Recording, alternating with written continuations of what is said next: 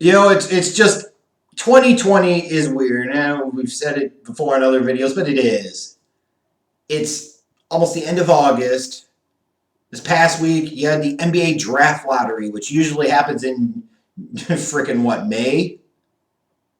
During the playoffs, now it's happening towards the end of August, whereas the draft usually happens about a week after the NBA finals and right before free agency. Now we're talking about October for the draft. And this whole thing is just weird. And it's weird enough that I'm doing my first 2020 NBA mock draft here in the month of August. That's just nuts. I suppose one good thing is I know I got some time off coming up next week. Probably be able to watch more of these guys. It'll be and maybe I'll do more mock drafts. I won't guarantee any scouting reports, that's for sure.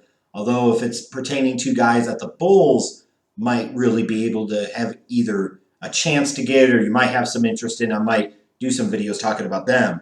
What was really interesting to me about this draft is because of what happened with COVID and what happened with the college season being canceled, as risky as the NBA draft can typically be, this year's is going to be even more so. Because you didn't get to see guys be tournament tested. You didn't get to see a truly full body of work in a lot of these cases.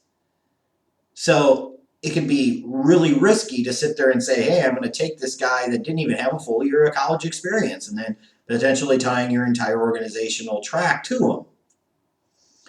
So I would not be surprised when you come out of this draft. I've seen different people talk about, this is not a great draft. There aren't those level of stars. Hard to say that. Like Luka and Trae Young weren't supposed to be that great either. Just saying. Imagine being the idiot that passed on Luka to take DeAndre Ayton or worse, Marvin Bagley Jr. That's what I mean. You just don't know. Unless it's a 2000 draft, then it's Kenyon Martin and a Mike Miller Rookie of the Year performance and a bunch of garbage. But you'll probably see some guys that come out of this draft that end up being big deals, some studs, but they might not necessarily be the guys that you envision. And you could see some of the bigger name, more notable prospects potentially completely wash out of this draft class in a couple of years. It certainly is possible. It's a really risky proposition, even more than it usually is. Now, for this first mock draft, I'm only doing the lottery picks, and admittedly, part of that is I've been trying to play catch-up over the past week and a half, starting to check out more of these guys. In some cases where I had watched some games during the actual college season, trying to refresh and remind myself of what's going on.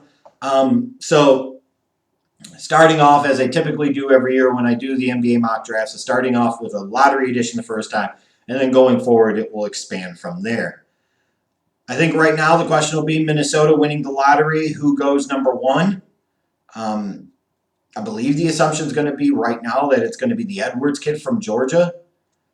There are definitely things to like about him. I don't think he's the most explosive athlete in the world, but the dude has no fear, which can be both good and bad. It's bad in terms of his shot selection, bad in terms of his decision-making. But if you're taking the dude number one overall, you want a dude with some dog in him. You want some alpha. And I will say, as much as anybody else in this draft class, Anthony Edwards has alpha in him. Now, sometimes alpha can be really bad if it goes to a bad situation, gets out of control, and isn't reined in properly. But if it's reined in properly, if it's geared towards the right thing, his upside could be tremendous. And you saw it at Georgia. There were flashes of brilliance. There were also flashes of bricks. And I would like to see his defensive effort be more consistent because when he does want to defend, he could be top-level type of stuff, at least as a college prospect. But you got to do it more consistently. So he's a guy that has some flaws, but if you can get more out of him in some of those less strong areas, he could really, really, really become a big-time force in the NBA. I truly believe that. Which leaves us with Golden State at number 2. Are they going to take advantage of this pick by drafting a young guy and blend him into that core of Curry and Clay and Dre? Are they going to take this pick and trade it for a veteran? I guess only time will tell. I think the presumption right now would be that if Golden State stayed put at number 2, they're going to take the Wiseman kid from Memphis. Yeah, and I look at him and I would say, in general, I'm not that huge of a fan of taking centers very high anymore. You do that maybe when you need a role player. But if you were sitting there drafting first or second, like even a great center is just not going to matter that much in today's NBA. They're just not. That's that old school way of thinking. It's not new school, current school anymore. Like when you get wings and perimeter players that could put 25 plus up on the board and impact the game from beyond the arc, the big mans like the Aitons of the world can be really nice players, and they're just not the guys you need to be taking and building your franchise around. They're just not. But when I look at Golden State, you could make certainly a strong argument for them saying they don't need a superstar. They need a role player that can come in at a high level early on in his career and do some different things. Be a defensive presence down low. Be a rebounder. Be a shot blocker. How well does his lateral agility translate to the NBA? I don't know. He didn't strike me as like a truly special athlete. But I think he'll be okay in space. With a little bit of Chris Bosh shooting form. I wouldn't go so far as to compare him to Chris Bosh, no. But you can certainly see the upside is there and the potential is there. And I understand why the kid was being hyped coming out of high school. Golden State, if they stayed put here, he would certainly make a lot of sense. For Charlotte at 3, it doesn't matter what they've done with Rozier. They're either going to do something really wacky like take Toppin here at 3 because he's an established college guy, or they're going to shoot for the moon and they're going to go for the big name and they're going to go for LaMelo Ball. And maybe that's a part of that is that at the moment I haven't seen enough that convinces me that I want anything to do with the Ball kid in Chicago. Maybe that's because I want Ball to go in the top 3 so that way somebody else falls to Chicago at 4. Avdija! Bless me. Avdija! Excuse me. LaMelo Ball is either going to be an absolute stud, because when you look at the past couple of years, this was a kid, wasn't it, a few years ago, was scoring 90 in a high school game, but it was just trash. It was just garbage. You're either going to see a guy that has grown a lot in the past couple of years, beat that you-know-what's ass if you watch WWE. That's that dude. Now he's sprouted up to 6'7", like he's bigger than his brother.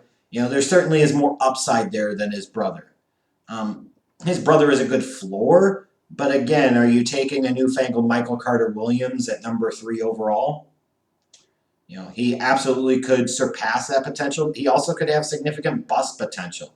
Like, he is really risky, but for an organization like Charlotte, you got to do something different.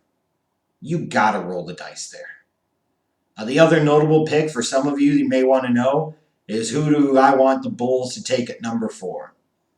Early returns are Avdija.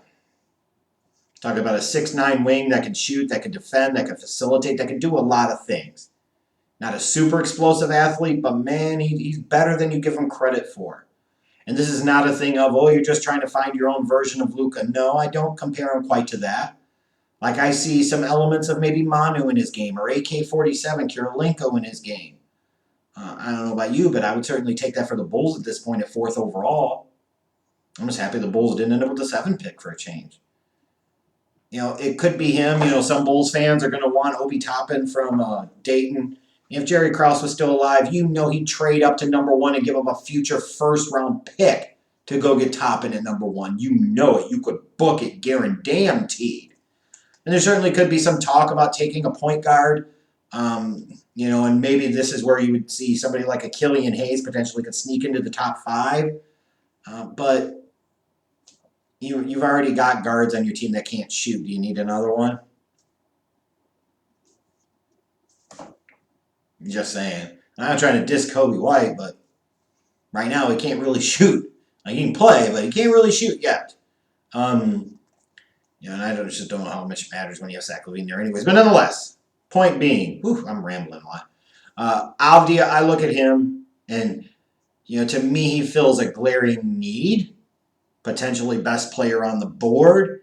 He's the type of guy that the Bulls should be trying to swing at the fences for. And when you look at AK running the front office in Chicago, thinking about Denver, does he look at this kid, international flavor, and say, this is the type of guy that I want to remake the Bulls around?